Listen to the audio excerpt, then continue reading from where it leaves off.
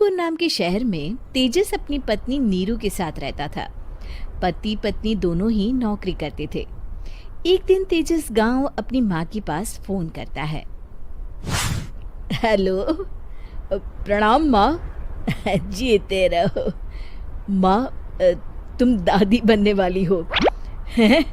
अरे वाह, ठीक है बेटा, मैं कल ही आती हूँ। जब माँ जी शहर पहुंची तो बेटे बहू ने बहुत अच्छे से स्वागत किया। लीजिए माँ जी, चाय। अरे गर्मा गर्म पकोड़े ले आओ माँ के लिए। नीरू रसोई में गई और 2 मिनट में ही पकोड़े ले आई। जी ये लीजिए। बहू जादू से बनाए हैं क्या? अभी तो रसोई में गई थी। यम्मी। माँ जी, शीला रसोई में पकोड़े तल रही है, मैं बस लेकर आई। हे भगवान, मेरा धर्म भ्रष्ट कर दिया तूने। अब तो गंगा जल से शुद्धिकरण करना होगा। दूसरे दिन, माँ जी मैंने नाश्ता बना दिया है, ऑफिस जा रही हूँ। पर अभी तो घर का सारा काम पड़ा है। शीला आती ही होगी, झाड़ू पोछा बर्तन कपड़े वो सब कर लेगी।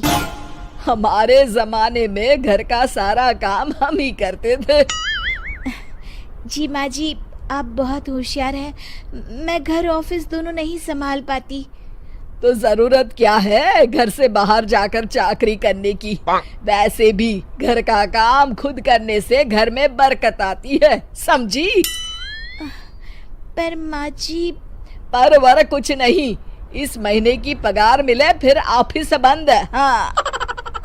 रात को नीरू तेजस से कहती है, सुनिए जी, माँ जी बोल रही थी कि मैं नौकरी छोड़ दूं। वैसे ठीक ही तो है, अभी तुम्हें आराम की जरूरत है।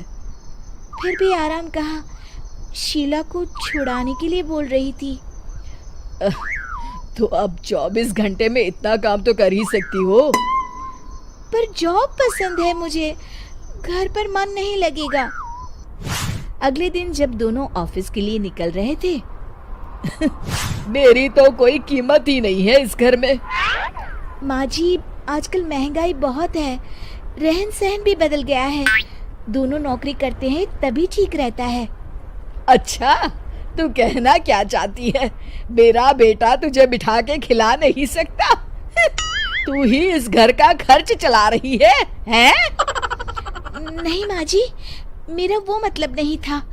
मतलब खूब समझती हूँ, ये बाल धूप में सफेद नहीं किए मैंने। हाँ। अब तो ये रोज का काम हो गया था। तेजस भी रोज की झिकझिक से परेशान हो गया था।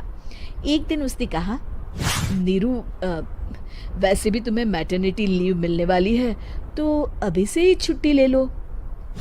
पर क्या, मेरी सैलरी अच्छी खासी है।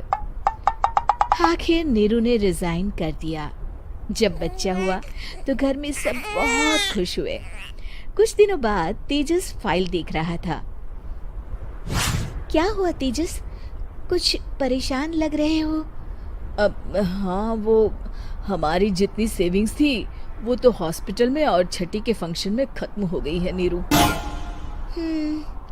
और अभी वैसे मंदी चल रही है तो मैं बोल रही थी कल मुन्ना को हेपेटाइटिस का टीका लगवाना है। नीरू, क्या पोस्टपोन नहीं कर सकते? नहीं जी, बिल्कुल नहीं।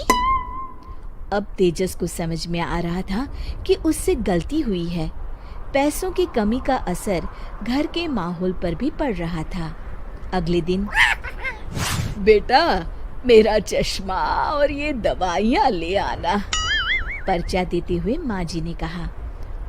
जी। तेजस, मुन्ना के लिए दूध का डिब्बा और डायपर भी ले आना, और ये किराने के सामान की लिस्ट है, इसे भी लाना है। तेजस गुस्से में लिस्ट मरोड़कर फेंकता है और चिल्लाता है, पैसे क्या पेड़ पर उगते हैं? ये ले आना, वो ले आना। अरे पर ये जरूरत का सामान ही है। वो गुस्से में बिना कुछ कहे ऑफिस चला गया। अरे लंच तो ले जाइए।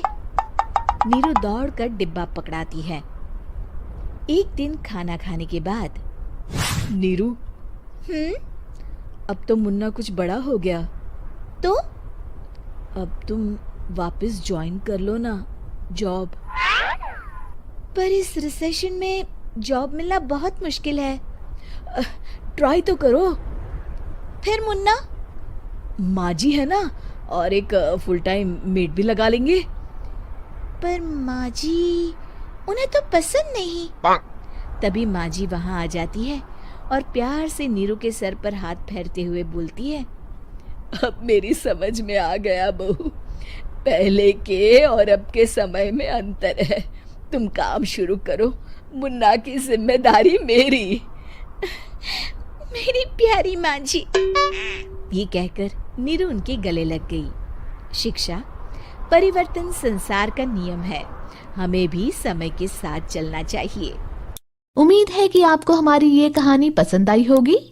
कृपया हमारे चैनल को सब्सक्राइब करें और सभी अपडेट्स के लिए बेल आइकन जरूर क्लिक करें। और हाँ, वीडियो लाइक और शेयर करना मत भूलिएगा। Bye bye.